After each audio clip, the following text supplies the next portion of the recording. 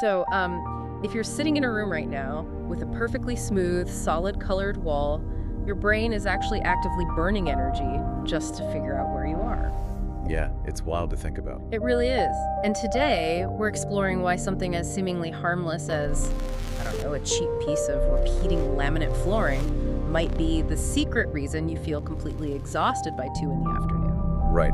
A really profound realization, I think, when you discover that human attention isn't this bottomless well you can just draw from through sheer willpower.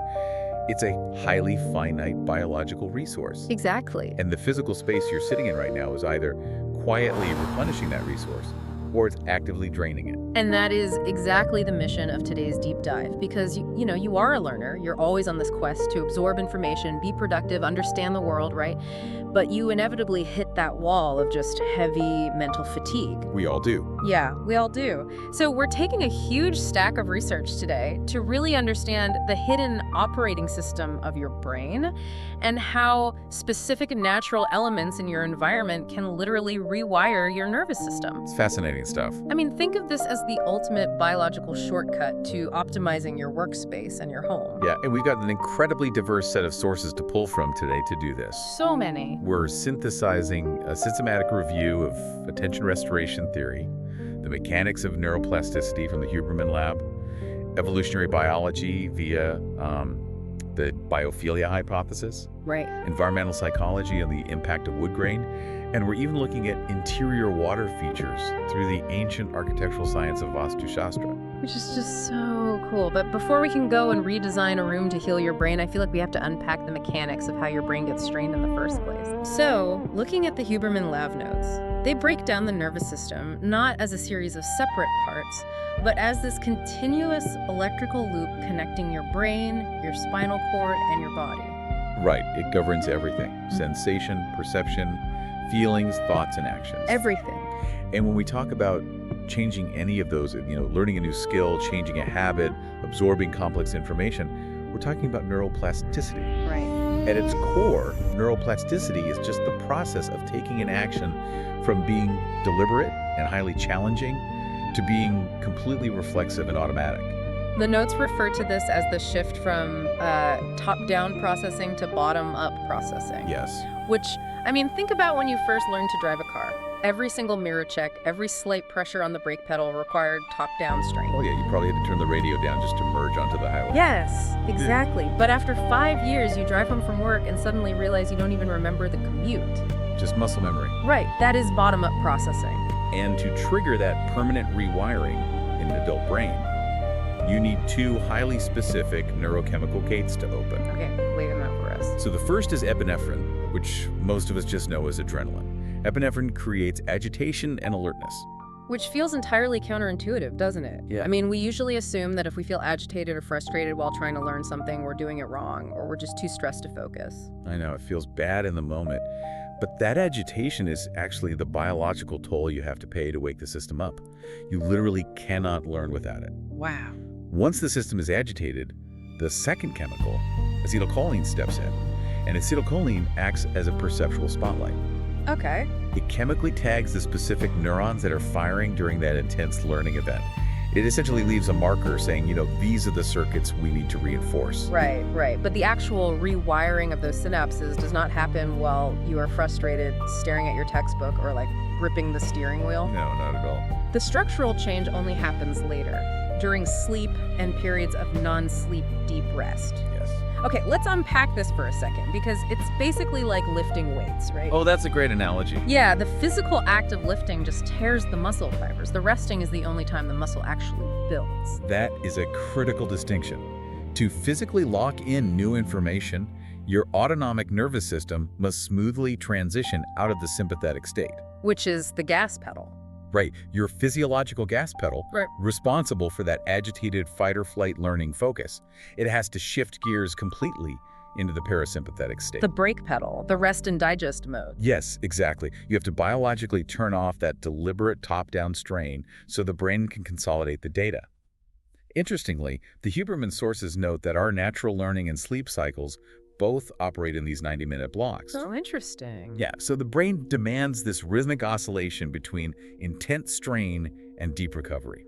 Okay, so we know deep rest is the biological prerequisite for these brain upgrades. But I mean, where do you find that parasympathetic rest when you're wide awake and your brain feels absolutely fried? Right, you can't always just take a nap. Exactly. You can't just drop under your desk for a 90-minute sleep cycle in the middle of a Tuesday. So that brings us to the psychological framework of attention restoration theory, or ART-D. And ART-D addresses the exact cognitive burnout that modern life creates. Because urban lifestyles heavily tax what we call directed attention. Okay. Imagine trying to fill out a complicated tax return while ignoring your kids playing loudly in the next room. A nightmare. Total nightmare. You are forcing your brain to focus on a stimulus that has very low intrinsic reward while actively suppressing the urge to look at something much more interesting. So you're simultaneously flooring the gas pedal and riding the brakes. Exactly. It is exhausting. So RT proposes that nature provides a very specific antidote to this fatigue through a mechanism called soft fascination. I love that term. Right. These are stimuli that capture your involuntary attention without demanding any cognitive processing power.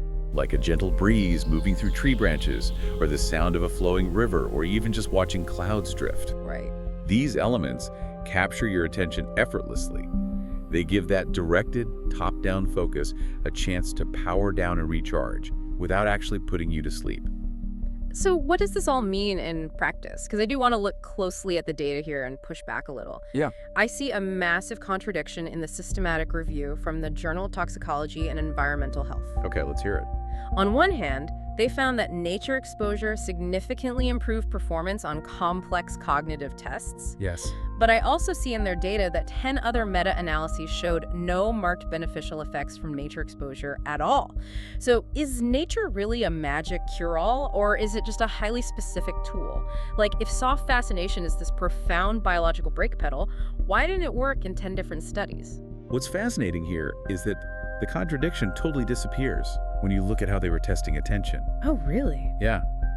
The studies that showed no improvement relied on really simple alerting tasks, like the Sustained Attention to Response task, or SART. Okay. In a SART test, you might simply press a space bar every time a number flashes on a screen, unless that number is a 3. I mean, that doesn't sound like it requires a lot of heavy lifting. It just sounds like, sorting mail. Exactly. It doesn't require heavy lifting. It doesn't significantly drain your executive function, because that specific, simple part of your attention wasn't depleted in the first place. Looking at a tree isn't going to suddenly show a massive performance spike. I see. Nature isn't a magical cure-all that elevates you above your baseline. Oh, wow. So it's a very specific tool for a very specific type of fatigue. Precisely. Now look at the tests where nature exposure did create massive improvements, like the Digispan backward test. Which is what? In that test, you have to hold a long string of numbers in your mind, actively manipulate them into reverse order, and suppress outside distractions while you do it. Okay, yeah, that is intense. It is intense top-down executive function. Mm-hmm. That is the exact cognitive muscle that modern office work destroys. And it is the exact muscle that soft fascination repairs. Okay, so we've established that the brain needs this specific type of rest, and we know soft fascination provides it. But we still haven't answered the underlying why. Like, why does our visual cortex react so differently to the branches of an oak tree than it does to, say, the structural beams of a modern skyscraper? For that, we have to look at this through an evolutionary lens. The sources point us to E.O. Wilson's biophilia hypothesis, Right. which suggests humans possess this innate evolutionary drive to connect with life and lifelike processes. Yeah. I mean, for over 99% of our evolutionary history, our nervous systems developed in forests and on savannas. Yeah. We did not evolve to process right angles, fluorescent lights, and concrete grids. And the sources highlight that this isn't just a recent scientific revelation either. This deep biological entanglement with the environment is foundational to indigenous knowledge systems. Absolutely. They specifically mention the Haudenosaunee Thanksgiving address, which, isn't just a list of things to be thankful for. It's an active acknowledgement of deep kinship and reciprocity with all living elements: the waters, the plants, the animals, the winds. And that concept of reciprocity is so key to understanding the neurological state we're talking about. Well, When an individual views themselves as an integrated part of a larger living system, it fundamentally reduces the cognitive load of separation and threat detection. here's where it gets really interesting, though. We are finally measuring this worldview mathematically. Yes. Which brings us to the biological mechanism of fractal fluency. Yeah. So a fractal is a pattern that repeats itself at different scales. Right. Like if you look at a single fern leaf, it looks like a miniature version of the entire branch. You see it in the branching of river systems, the formation of blood vessels, the shape of mountains. And in mathematics, dimensions aren't just 1D, 2D, or 3D. Wait, really? Yeah, a dimension of 1 is a boring straight line. A dimension of 2 is a page completely filled in with ink. But natural fractals exist in the fractional dimensions in between. Oh, okay. The jagged, complex edge of a coastline or the silhouette of a pine tree typically rests mathematically between a 1.3 and a 1.5 fractal dimension. It's like our brains are hardwired with a specific lock. And because our visual systems spent hundreds of thousands of years looking at 1.3 to 1.5 dimension fractals, our brains evolved to process them with almost zero caloric effort. Exactly. So when your eyes sweep across a natural mountain range, your visual cortex is like a lock. And that 1.4 dimension fractal is the exact key that turns off your stress response. That's a great way to put it. The visual processing is so effortless that it actively pushes the autonomic nervous system into that parasympathetic rest and digest state. Wow. And if we connect this to the broader picture, the sources cite hospital studies where patients recovering from surgery who simply had a window view of living plants healed faster. Just from looking at plants. Just from the view. They required less pain medication than those looking at brick walls. The physical environment literally dictated the speed of cellular repair. Okay, so modern architecture and technology aren't necessarily the enemy. We just, built our environments using the wrong math. Exactly. We need our built environments to mimic these ancestral fractal conditions. Which brings us to the practical application. Because since you can't always work in a forest to get those perfect 1.3 to 1.5 dimension fractals, how do we artificially engineer our indoor spaces to hijack these biological loopholes? Well, we can hack our habitats using two highly effective, naturally occurring patterns: wood grain and flowing water. Okay. Environmental psychology research shows that incorporating visible wood grain into an indoor space is one of the most powerful visual stress busters available, precisely because it mimics those natural flowing fractals. But there is a very specific formula, right? The research indicates that the sweet spot for an interior room is having about 45% of the surfaces showing wood grain. Yes, because if you go full log cabin and cover 90% of your room in wood, It's just too much. yeah, you actually overload the visual system. Instead of soft fascination, your brain has to process way too many micropatterns. It crosses the threshold from a soothing background element into a hard visual distraction, and the psychological benefits erode. And it's also critical that the grain is actually visible. Right. Like if you use a heavy, dark, ebony stain that completely obscures the natural lines of the wood, you strip away the fractal geometry. Your brain just sees a solid, dark color. Yep, it defeats the purpose entirely. But here is the question for anyone decorating a home office on a budget. Yeah. Does it have to be real wood? This is where it gets fascinating.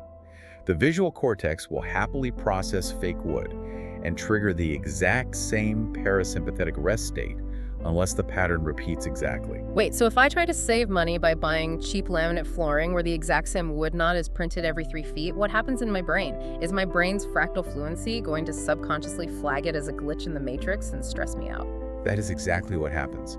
Your visual system acts like a predictive text engine. Oh, wow. When you walk through a real forest, your brain predicts more leaves, more bark, but it knows no two leaves are ever mathematically identical. Right. The slight natural variations keep the brain humming gently in soft fascination. But when it scans your laminate floor and detects a pixel-for-pixel repetition of a wood knot, the prediction engine crashes. It flags it as a glitch. Exactly. Sudden, perfectly identical, unnatural patterns in the wild usually meant a predator was hiding in the brush or something was wrong. That makes so much sense. Your brain instantly shatters the soft fascination, breaks the parasympathetic state, and fires a microdose of adrenaline to alert you to the anomaly. That repeating knot on your floor is literally causing you low-grade physiological stress. That is incredible. Your visual cortex is just an ancient fraud detector. It really is. Okay, so we follow the 45% visible wood grain rule, and we make sure the patterns never repeat. Let's look at the second hack. Interior water features. Yeah, so from a purely modern psychological standpoint, the cascading sound of an indoor fountain provides high-quality white noise. Right. It masks sudden, jarring sounds like traffic or office chatter that would otherwise trigger your sympathetic nervous system. The movement of the water also provides a perfect visual anchor for soft fascination. The sources explore this through an entirely different lens, though, which I love. They bring in Vastu Shastra, the ancient Indian science of architecture. Yes. And what blew my mind is how perfectly this ancient text maps onto the modern neurology we just discussed. It's amazing. Vastu Shastra treats a building as a living organism, and it is highly specific about spatial arrangement to maintain energetic homeostasis. Okay. It dictates that water features must be placed in the north or northeast sectors of a space, which are associated with clarity, wealth, and positive energy flow.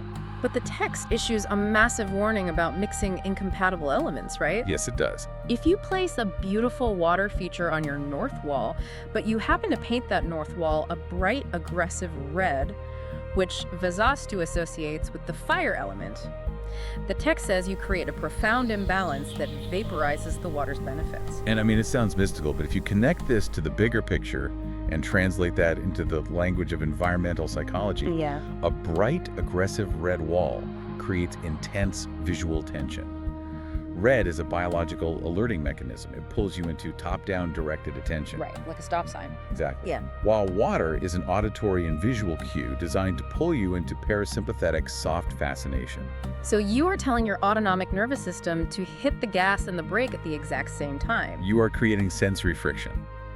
Whether we look through the lens of modern environmental psychology or ancient Vastu Shastra, the goal is identical. Eliminating friction. Right.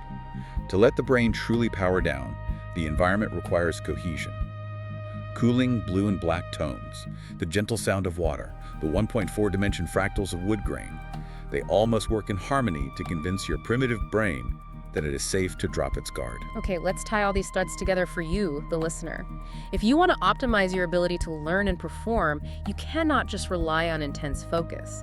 The Huberman research proves your brain physically requires deep, parasympathetic rest to rewire synapses and lock in new information. And when you are awake, you can trigger that rest state through attention restoration theory. Right. By engaging with soft fascination, you give your heavy lifting executive functions like working memory the space to recover from the exhaustion of directed attention. And this works because of biophilia and fractal fluency. We evolved to effortlessly process the 1.3 to 1.5 dimension fractals found in nature. By intentionally hacking your space, utilizing the 45% wood grain rule without repeating patterns, and harmonizing elements like flowing water without aggressive visual alerts, you are building an environment that actively heals your cognitive fatigue. You are essentially giving your nervous system the ancestral geometry it needs to function at its highest capacity. Absolutely. But I want to leave you with one final kind of unexplored thought to mull over. We have spent this entire deep dive exploring fractal fluency as it applies to physical space. Right. Wood grain, coastlines, the geometry of the room you're sitting in. The visual inputs. Right. But what if we applied fractal geometry to time? Oh, wow. We already know from the neuroplasticity research that our biological rhythms operate in these repeating 90-minute blocks. What if you designed a fractal schedule for your day? I love where this is going. You could intentionally structure repeating patterns of intense top-down focus, immediately followed by microbursts of soft fascination. You could scale that up to larger blocks of deep rest at night and scale it up again to larger blocks of nature immersion on the weekends. That is a really profound way to look at behavioral design. We aren't just trying to make our walls look like a forest. We could literally shape our perception of time to mirror the geometry of a mountain range. Exactly. Peaks of intense, deliberate effort, followed naturally by deep valleys of restorative and voluntary attention. If our brains are hardwired to thrive on these natural repeating patterns, shaping our schedule to match them might be the ultimate life hack for neuroplasticity. Something to think about the next time you find yourself staring blankly at a screen. Take a walk, find a fractal, and give your brain the rest it biologically demands.